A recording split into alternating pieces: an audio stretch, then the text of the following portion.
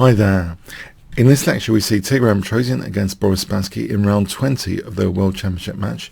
In round 19, just the round before this game, Boris Spassky had actually scored a win and did seem like a really good candidate to win the match. So could Tigran actually change the outcome of the match with this game? d4 from Tigran, we see knight f6 from Spassky, c4, and we enter Nimzo Indian territory.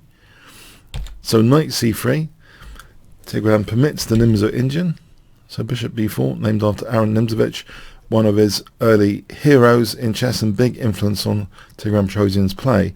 We see the Rubinstein variation, e3, black castles, bishop d3, c5, knight f3, d5, white castles, knight c6, a3, so black gives up the dark square bishop, d takes c4, bishop takes c4, queen c7.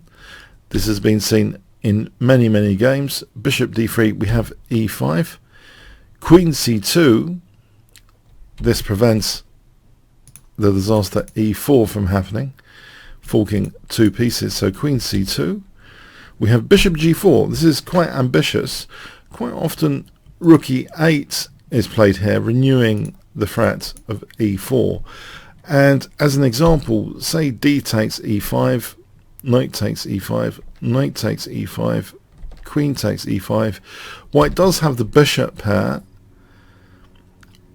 They're a bit shy at the moment, and it's thought that this position, as an example, here's an example continuation, is thought about equal. Black does often have a resource like knight d5 because of White's lagging development using that pin on the rook, and this should give black a fairly comfortable equal position.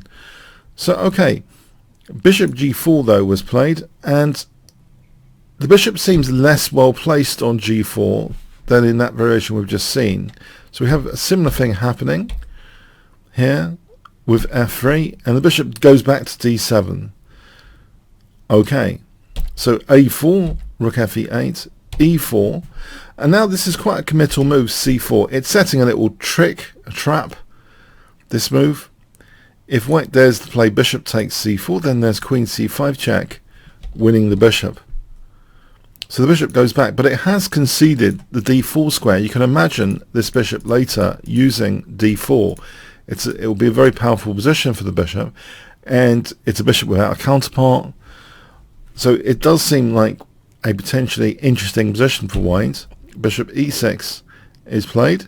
Perhaps a small inaccuracy, knight d5 using that pin is useful here for getting a kind of opposite coloured bishop situation. White's advantage is only small here.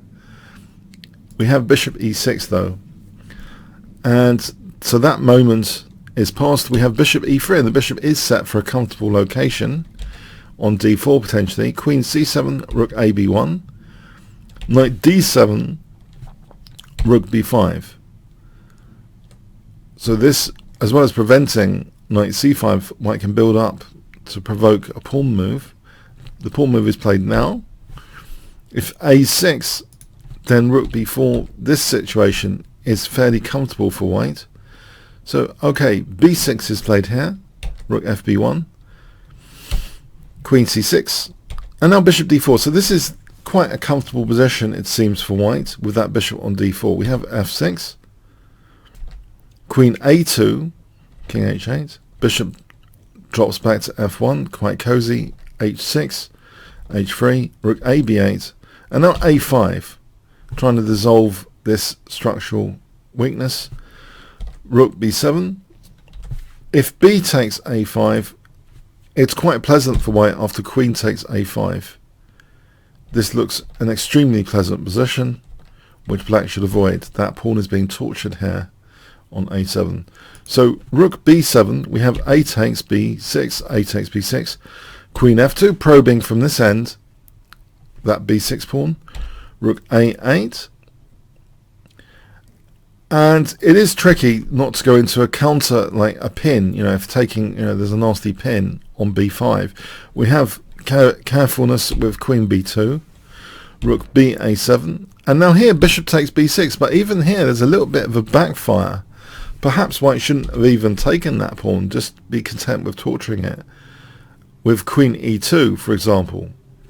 Then if rook a3, there's the idea of e5, trying to break open a bit this diagonal if black tries to keep that closed. This kind of situation is a small edge for white. But with this bishop takes b6, it's interesting. Rook a2, queen b4, but black commits a mistake now, rook c2 it seems. Black did have an opportunity for rook a8 to a3 with the idea of playing rook b3 sometimes. So say bishop d4, rook b3, and this situation is interesting. It looks as though it's, after rook takes c4, that nice little tactic, it looks as though black should be fine. This should be an even position. So yes, it seems as though rook c2 is an inaccuracy, because after bishop f2, queen c7 now makes things a lot worse. Yeah, the queen is actually looking at getting inside the black position here from b4. Those dark squares are weak, and the bishop is blind to those dark squares. But, you know, queen c7 makes things a little bit worse. Rook a to a2 here is still good for white. Bishop g3 getting out of the way. Queen a8, queen d6. This is still good for white now. You know, quite a bit of damage has been done to the black position. For example, this situation is very, very unpleasant for black. If rook d2, queen takes, this situation, for example, you know, c4 could drop. c4 is always under pressure in these variations, it seems. So queen c7 makes things worse, though. This infiltration move, queen e7, with a very nasty relative pin. Pins often win, it seems, in this match. They seem to be a central feature of the match, winning with all sorts of pins, either relative or absolute. This is quite a nasty pinning situation, and it causes a very desperate looking move from Boris Spassky. Bishop takes h3. Before we get into bishop takes h3, if bishop g8, then rook b7, and we're simply taking out d7. So bishop takes h3. It looks as though this is going downhill after this. Rook takes f2. Okay, threatening queen h2. That's just taken. Check. Bishop g2. Yeah, white's just winning this. Knight e5. We have simplification. And the one threat that black might have is kind of parried. You know, knight d3 is kind of parried with rook d8, ready and willing to take out that knight. We see knight g6. So if knight d3 check, just to put this on the board, yeah, white just takes that, and queen d7, and thanks very much, bishop up, no problem. So knight g6, and queen e6 ends the game. Black resigned here. If, well, queen g8 mate is threatened. If h5 check, as an example, rook d7, yeah, what is black doing about this? Not much. Black's getting destroyed. So, okay, an interesting game in the Rubinstein variation against the Nimzo Indian defense.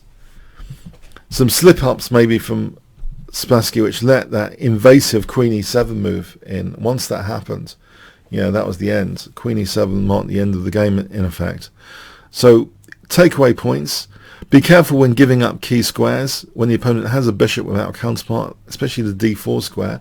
Be careful when taking out material. Sometimes there is a backfire. It turned out the whole thing to take b6 so quickly could be seen as an inaccuracy. So be careful when taking material. It does leave pieces loose, even for Petrosian.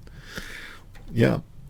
Okay, chess is a very, very hard game. Even if you think you're winning and you're about to win a pawn, you know, there could be a backfire of some sort. Okay. Thanks so much.